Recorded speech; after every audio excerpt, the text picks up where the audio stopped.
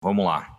Então, para a gente fechar, que tem final da Champions daqui a pouco, então precisa acabar logo para poder chegar no horário. Mas vamos lá, pessoal. De novo, obrigado pela SOCESP, o convite. Prazer estar aqui. E a gente poder falar um pouco do que para a gente é rotina no nosso dia a dia, né? Que é tratar o doente com emergência cardiológica, que muitas vezes vem como coronariopatia aguda e é uma síndrome de Takotsubo. Então, vamos passar um pouco, né, coisas da história e por que chama Takotsubo, né? Lembrando que é uma síndrome relativamente nova, né, dentro da literatura médica. Tem esse nome Takotsubo porque o coração, classicamente, na forma mais comum, ele se assemelha de um vaso que se chama Takotsubo, que é onde no Japão eles usam para pescar o polvo que fica preso lá dentro, depois eles pegam o polvo para comer. Então, por isso tem esse nome. Quando eu falo que é nova, é porque ela começou a ser descrita, né? A primeira descrição é de 1986, mas o primeiro relato realmente de reconhecimento foi feito em 1990, justamente no Japão. O que a gente estima hoje é que mais ou menos até 6% dos casos de síndrome coronariana aguda sejam Takotsubo, até 3% em homens, 6% em mulheres, na verdade. O sexo masculino é muito mais prevalente e muito mais prevalente no pós-menopausa, quando perde a proteção estrogênica, é quando a gente tem a maior manifestação. Vejam aqui quando a gente pega o maior registro de síndrome de Takotsubo no mundo, que é o Intertax, ele mostra claramente como existe uma disparidade entre o sexo feminino e masculino. O feminino é muito mais comum e como a gente tem o aumento de incidência após aí 50 e poucos, 60 anos de idade, que é quando a gente vai ver a maior parte das apresentações. Qual que é a definição que a gente tem hoje de Takotsubo, né? Então, ela é uma síndrome cardíaca aguda que se caracteriza por uma normalidade de movimentação regional da parede ventricular. Você compromete a contratilidade miocárdica e causa uma insuficiência cardíaca aguda. Essa é a definição que se tem de uma maneira global. O que mais se estuda hoje, mais tenta se entender, até para poder otimizar a terapia, é a questão da fisiopatologia, entender por que a pessoa apresenta Takotsubo. E até hoje ninguém sabe. Você tem um monte de hipóteses que estão envolvidas. A mais comum, a que mais se comenta, é uma hiperatividade simpática e catecolaminérgica sobre o miocárdio, mas também tem vasoespasmo coronariano de múltiplos vasos. A gente tem disfunção endotelial de microvasculatura, você tem componente hormonal inflamatório e até mesmo alterações são eletrofisiológicas estão envolvidas no mecanismo, que inclusive podem inferir gravidade, levar a arritmia na fase aguda, mas até hoje fechar o motivo a gente não sabe. Essa é uma das figuras que melhor define a questão da fisiopatologia dentro da Takotsubo. Por quê? Ela é um quebra-cabeças, literalmente, né, em que a gente junta característica clínica, a patogênese da doença, o tratamento e o seu prognóstico junto do fator que predispõe. E veja que a figura é muito clara em deixar que tudo se mistura e que a gente ainda tem um monte de peça para incluir que a gente não sabe onde ela vai encaixar. Ou seja, a gente não entende ainda o porquê que o doente apresenta. Cada um tem a sua manifestação diferente. E mais do que isso, né? Toda vez que a gente fala em Takotsubo, as pessoas falam, síndrome do coração partido, Broken Heart Syndrome. Mas, na verdade, o Takotsubo não tem um fator predisponente. Não é porque você recebeu uma notícia ruim, que alguém na família morreu, que aconteceu alguma coisa, você vai ter um Takotsubo. Hoje a gente entende que notícia boa da Takotsubo, notícia ruim da Takotsubo, e que características clínicas também podem dar assim Takotsubo. Então, a gente vê muito isso, doente transferido da neurologia para o INCOR, e que inverteu onda T, suprou o eletro, positivou o marcador, e muitas vezes é Takotsubo, às vezes é uma HSA, é um sangramento intracraniano e ele é a manifestação que acontece por uma desregulação neurohormonal. Assim como o felconomocitoma é clássico, uso de droga vasoativa, paciente séptico com altas doses de droga vasoativa, uso de beta-2, a gente vê múltiplas situações clínicas que levam ao Takotsubo e hoje isso é muito mais fácil da gente entender e se fazer a hipótese do que a gente tinha antes. Antes, quando começou a surgir essa questão na literatura, a gente falava, pode ser um Takotsubo. As pessoas não entendiam, mas o doente está entubado. Ele está entubado, mas ele está com 30 mil de leucograma, com PCR super alto, fazendo febre, séptico, e pode ser um Takotsubo. Então, Hoje se entende melhor isso, a correlação, e fica mais fácil da gente pensar. Ainda dentro da questão da fisiopatologia, né, o Takotsubo, você vai ter a ação da adrenalina e da noradrenalina dentro do miocárdio de maneiras distintas de acordo com o ponto que você estimula. Então você tem alguns pontos, por exemplo, no clássico, você faz uma hipercinesia basal com balonamento apical e você estimula receptores diferentes. Então você tem muito mais estímulo beta 1 na região basal, você tem muito mais do beta 2 na região apical, e é uma coisa absolutamente dinâmica e dependente de caso a caso. Como que um doente desse chega no pronto-socorro? Ele chega pelo quadro clássico de uma síndrome coronariana aguda, né? Ele chega com dor torácica, esse é o clássico do doente. Então ele vem com dor ou ele vem com dispneia. Raramente a gente vê casos com hipotensão, com choque, com arritmias, mas a grande maioria é dor torácica e algumas vezes a gente implementa a dispneia na jogada. Como é que hoje eu faço um diagnóstico de Takotsubo? O diagnóstico é dado pelos critérios que são hoje assumidos do maior registro que se tem de Takotsubo, que é o INTER-TAC. Como é que a gente fecha o diagnóstico? Então o paciente tem que ter uma alteração ventricular transitória, alguma ou uma cinesia, uma hipocinesia, uma discinesia, mas transitória. Ele tem que obrigatoriamente ter marcador cardíaco, no caso troponina elevada, geralmente não é muito elevada, mas valores intermediários, e ele tem que não ter miocardite aguda. Esse é um ponto importante porque é um grande diferencial. Não obrigatoriamente ele precisa ter, não ter lesão coronariana, não obrigatoriamente ele não precisa ter precisa ter um fator estressor, tá? O eletrocardiograma clássico é supradesenvelamento, é o que a gente acaba vendo nas paredes, por isso que ele se apresenta como síndrome coronária. A gente vai fazer o diferencial na hemodinâmica e a gente tem algumas formas que vêm, inversão de onda T, infradesenvelamento, alterações dinâmicas. Então a manifestação ela pode ser de formas distintas. Existem tipos diferentes, isso também é uma coisa muito importante. A gente está acostumado com o tipo apical, né? O tipo é dado pela região que está parada. Então geralmente você tem hipercinesia basal, balonamento apical. Mas você tem o médio ventricular, a gente tem o basal, em que é o contrário, né? Quer dizer, a gente tem o balonamento da base e a hipercontratilidade do ápice, e a gente tem algumas formas que são focais, são bem regionais no ventrículo. Como é que a gente faz o diagnóstico? Geralmente é ventriculografia, porque a maioria vem como síndrome coronariana, vai para a hemodinâmica, a gente vê lá quando o CAT vem branco, e a gente acaba vendo a morfologia, mas o ecocardiograma ajuda, não só em definir a morfologia, mas também ver o segmento do doente, e hoje a ressonância é de grande valia, né? Então a gente vê claramente, aqui é muito nítido, né, a morfologia do Takotsubo na ressonância, e a ressonância auxilia em outros detalhes. Quando tem realce, ela infere um pior prognóstico. Quando você tem o edema, ela marca a área afetada, e o edema é um preditor, inclusive, da presença do QT longo no eletrocardiograma. Então, fatores importantes. Qual que é o fluxograma que hoje se sugere para diagnóstico? Esse é o último consenso da diretriz europeia que a gente tem publicado sobre o Takotsubo, né? Então, se o doente vem com uma síndrome com supra, ele vai para o CAT. Uma vez que o CAT veio branco, então eu não tenho lesão, aí eu vou tentar separar se pode ser mais miocardite, mais Takotsubo.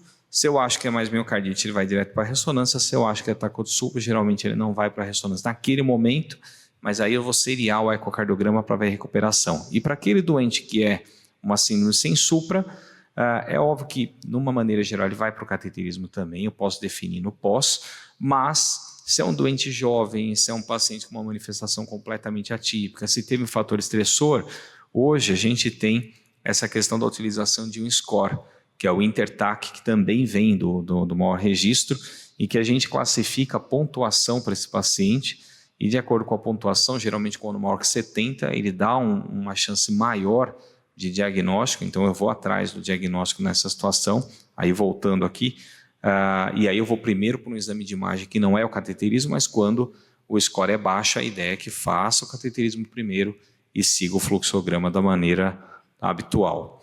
Como é que eu trato um paciente com Takotsubo? Então, até agora eu fiz a suspeição, entendo da fisiopatologia, que na verdade ninguém entende na prática.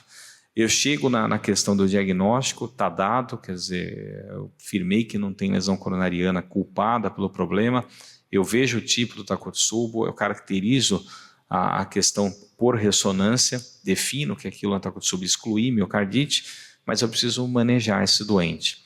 E como é que eu trato o paciente? Quando é um doente estável, né, e a maioria das vezes é a grande parte dos doentes sem nenhum fator complicador e sem gradiente de via de saída do ventrículo, geralmente o tratamento é baseado em suporte. Então a gente usa beta-bloqueador, usa IECA, né, essas são as duas medicações principais.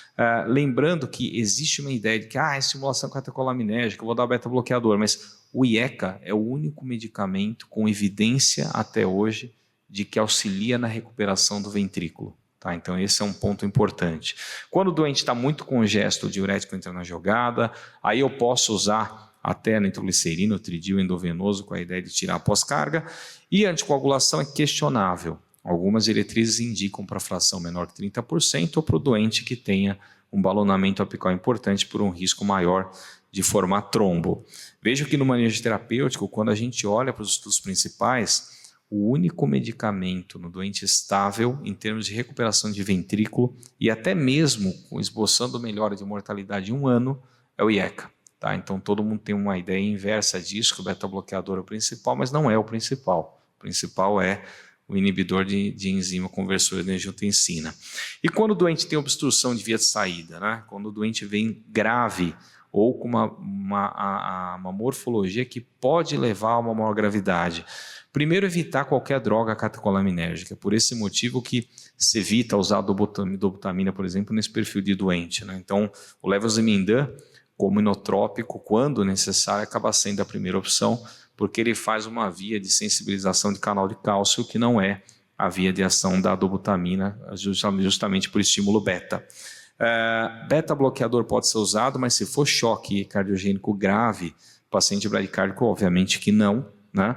E aí se interroga uma opção talvez evabradina, mas também não existe consenso nem estudo com medicamento para testar.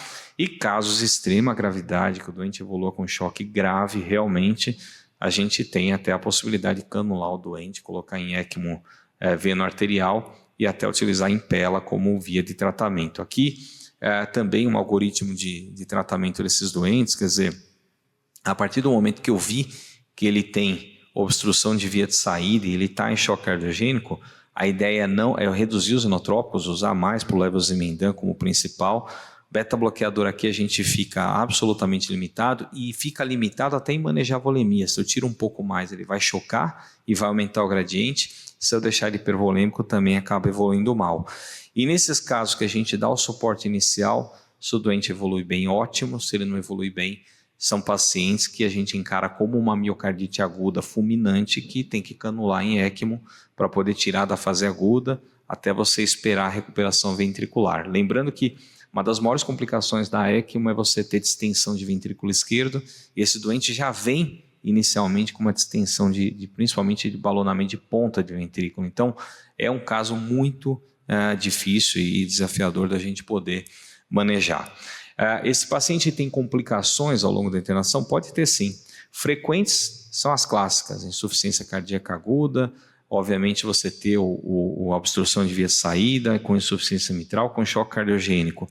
Mas são doentes que comumente, pelo aumento de pressão súbita intraventricular, fazem fibrilação atrial, podem desenvolver trombo. E uma coisa que a gente se preocupa muito, que é um fator preditor fortíssimo de mortalidade, que são as arritmias, principalmente a arritmia ventricular, principalmente ligada a QT longo. Aqui a gente juntando a questão do manejo clínico, né? Então primeiro o doente tranquilo, que é o doente que vai usar IECA, beta-bloqueador, fica em observação, geralmente recupera o ventrículo. Aqui o doente que tem a congestão pulmonar, então no meio, que a gente associa nitroglicerina, diurético, e até o doente em choque cardiogênico, que a gente vai ter que tratar de uma forma mais intensa e muitas vezes usar suporte circulatório mecânico. Lembrando lá embaixo que quando esse doente recupera, eu mantenho o IECA ou beta-bloque geralmente até a recuperação ou por 3 meses. Essa é a recomendação atual. E qual que é o prognóstico desses doentes? Na maior parte dos casos é bom, né? Com recuperação de função, às vezes em 7, 14 dias o doente volta absolutamente ao normal ou até antes o ventrículo volta ao normal. Mas a mortalidade ela é comparada a uma síndrome coronariana aguda. Então, quem acha que o Takotsubo não morre, mentira, ele morre sim. É um doente também com gravidade. A longo prazo, tem muitos doentes que recuperam função, mas ficam com alteração de strain no eco e que podem permanecer com sintoma por 3 a 6 meses. E existe uma taxa de recorrência de 5% aí que pode durar até 4 anos.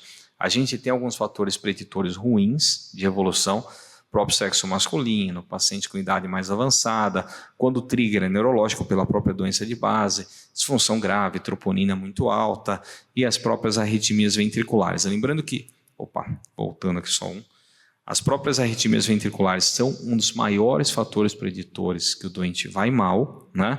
Vejam como o prognóstico, comparando com o doente coronariano, ele é muito semelhante a longo prazo. Então, são doentes que têm muito evento a longo prazo também. Ele não é um doente comum.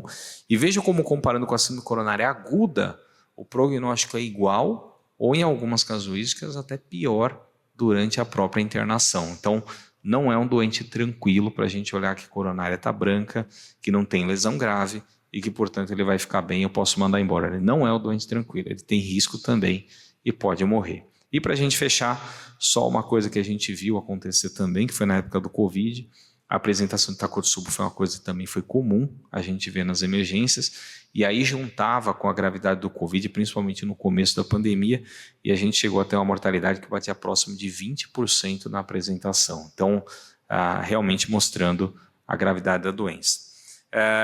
Volto para as considerações finais, só reforçando o que eu falei, que é muito mais prevalente em mulher pós-menopausa. A gente não sabe ainda muito bem a causa, se apresenta igual uma síndrome coronária aguda. Geralmente o diagnóstico é ventriculografia e a ressonância complementa e bate e descarta a miocardite, e ECA é o que mais se tem evidência. No choque, levosimendan, suporte circulatório quando necessário, e o prognóstico não é bom, é um prognóstico igual à coronária apatia aguda, e isso vale a pena chamar a atenção, porque é uma cabeça diferente que a gente tem. Eu já vi casos super graves, inclusive um por um acidente ofídico, que o doente faleceu, né? E a gente vê acontecer, chegar na emergência casos graves. O QT é um grande marcador de gravidade de arritmia ventricular como preditor. E isso tem que ficar como dica para que todo mundo lembre quando pega um caso como esse na emergência. Mais uma vez agradeço o convite, obrigado aí pela participação aí. Obrigado.